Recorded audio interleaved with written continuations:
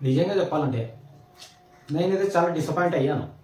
Okay, movie it's okay, కానీ movie చూసిన తర్వాత నేను చాలా డిసప్పాయింట్మెంట్ ఫీల్ అయ్యాను. ఎందుకంటే ఒక ప్రాపర్ స్టోరీ లేకుండా 3.5 years ఇంత టైం తీసుకొని కూడా ఒక ప్రాపర్ స్టోరీ అనేది మనకు చూపించలేకపోయారు. ఎందుకంటే మనకు పుష్ప పార్ట్ 1లో ఒక కూలి పని చేసుకునే పుష్ప ఎలా ఎదిగాడు అనేది మనకు చూపించారు. ఇందులో ఆల్రెడీ ఎదిగి ఉన్నాడు, ఆల్రెడీ ఒక పవర్ఫుల్ డాన్ రేంజ్లో ఉన్నాడు. ఇంకా మనకి ఏం చూపిస్తారు అని మనం చాలా హోప్స్ పెట్టుకుంటాం. కానీ అది స్టోరీ లైన్ అలా వెళ్ళకుండా క్యారెక్టర్స్ అన్నీ అక్కడక్కడే తిరుగుతుంటాయి.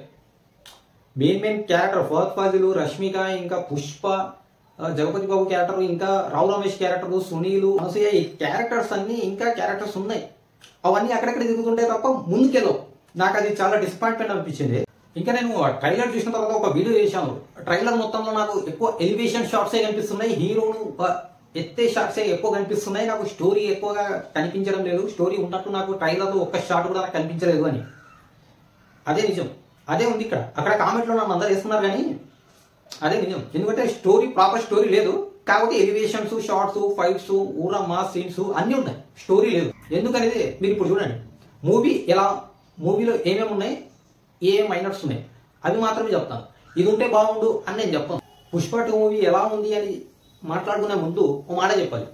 అల్లు అర్జున్ గారికి నేషనల్ అవార్డు వచ్చినప్పుడు కొంతమంది ట్రోల్ చేశారు, డబ్బులు ఇచ్చి కొనుక్కున్నారు అది ఇది అని. అది కాకుండా అల్లు అర్జున్ గారి మీద కొన్ని ట్రోల్స్ కూడా జరిగాయి. వాటన్నిటికీ సమాధానం ఈ మూవీలో ఉంది. అదే అల్లు అర్జున్ గారి నట్ట విశ్వరూపం మామూలుగా లేదు. ఇంకో నేషనల్ అవార్డు గ్యారంటీ, ఆ రేంజ్లో ఉంది పర్ఫార్మెన్స్. ఇంకా మూవీ విషయానికి వస్తే మనకు పుష్ప పార్ట్ 1లో ఎక్కడైతే ఎండ్ అవుతుందో అక్కడ నుండే పుష్ప పార్ట్ 2 అనేది మూవీ స్టార్ట్ అవుతుంది. ఇంకా మూవీ స్టార్ట్ అయినప్పటి నుండి ఇంటర్వెల్ బ్యాంగ్ వరకు ప్రతి సీన్ కూడా చాలా కన్విన్సింగ్ గా తీశారు. డ్రామా అనేది ప్రతి ఒక్కరికి కనెక్ట్ అవుతుంది. అరే ఇక్కడ నాకు అర్థం కాలేదు అనే ఒక్క సీన్ కూడా మీకు కనిపించదు. ప్రతి ఒక్కరికి ఈజీగా అర్థమయ్యేలా డ్రామా అనేది బిల్డ్ చేశారు. ఇక్కడ మాత్రం సుకుమార్ గారి రైటింగ్ అయితే అట్లా చెప్పొచ్చు, ప్రతి ఒక్కరికి ఈజీగా కనెక్ట్ అవుతుంది. అండ్ ఇంకా మెయిన్ గా చెప్పుకోవాల్సింది అల్లు అర్జున్ గారి అలాగే రష్మిక గురించి. ఎందుకంటే ఇద్దరిని స్క్రీన్ మీద చూస్తున్నప్పుడు రియల్ వైఫ్ అండ్ హస్బెండ్ అనుకోవాలి, ఆ రేంజ్ లో ఉంటుంది వీళ్ళ యాక్టింగ్. అండ్ రష్మిక గారికి అయితే ఈ మూవీలో మంచి స్కోప్ అయితే ఉంది, చాలా మంచి సీన్స్ కూడా పడ్డాయి. ఒక ఎమోషనల్ సీన్ ఉంటుంది, ఆ సీన్ కి అయితే ప్రతి ఒక్కరు క్లాప్స్ అయితే కొడతారు. అలాంటి సీన్ ఉంటుంది రష్మిక గారి. అంతేకాదు ఈ మూవీలో అల్లు అర్జున్ గారి తర్వాత అంత మంచి పర్ఫార్మెన్స్ ఇచ్చింది ఎవరు అంటే ఇది కేవలం రష్మిక గారి. ఆ రేంజ్ లో ఇచ్చి పడేశారు పర్ఫార్మెన్స్. అండ్ ఇంటర్వెల్ బ్యాంగ్ అయితే చాలా బాగుంటుంది, ప్రతి ఒక్కరు ఫుల్ గా ఎంజాయ్ చేస్తారు. ఫ్యాన్స్ కి అయితే పూనకాలు వస్తాయి, అలాంటిది ఉంటుంది ఇంటర్వెల్ బ్యాంగ్.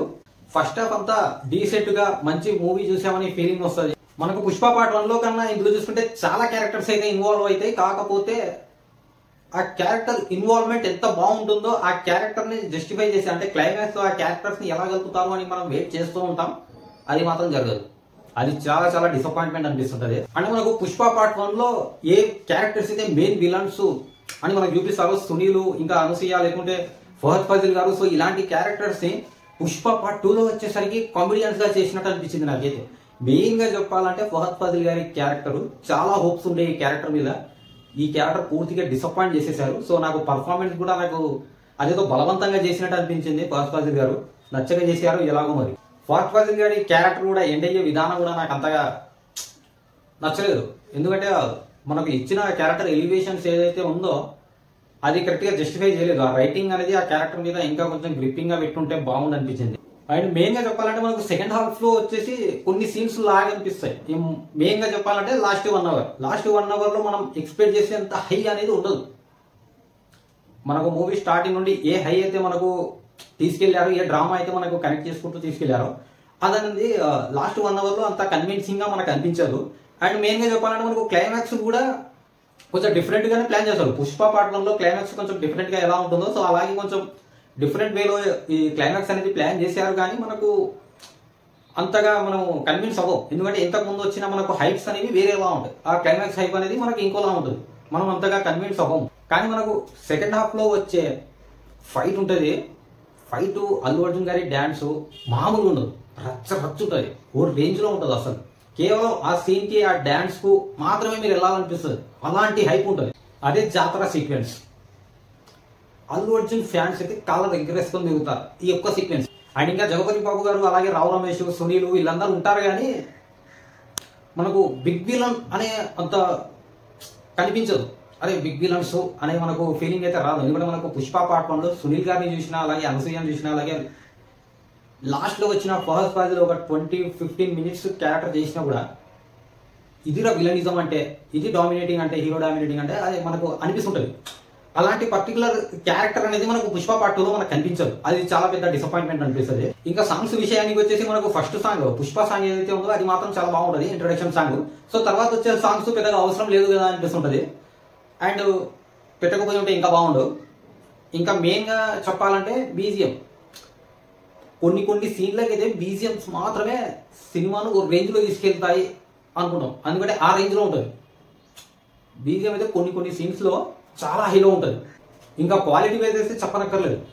పెట్టిన ప్రతి రూపాయి కూడా మనకు కంటికి కనిపిస్తుంటది, ఎంత హై క్వాలిటీ పిక్చర్ ఉంటుంది. మన సుకుమార్ డైరెక్షన్ అయితే ఇంకా పేరు పెట్టడానికే లేదు. కాకపోతే రైటింగ్ మీద కొంచెం కాన్సన్ట్రేషన్ పెట్టి, కొంచెం లేకుంటే ఎడిటింగ్ టైంలో కొంచెం ఎడిటర్ కి కొంచెం పదం పెట్టుంటే ఇంకా బాగుంది అనిపించింది. ఎందుకంటే రన్ టైం అనేది కొంచెం మైనస్ పాయింట్ లాగా అనిపిస్తుంది. చాలా మందికి అది విసుగు తెప్పిస్తే మాత్రం సినిమా పరిస్థితి చెప్పలేము.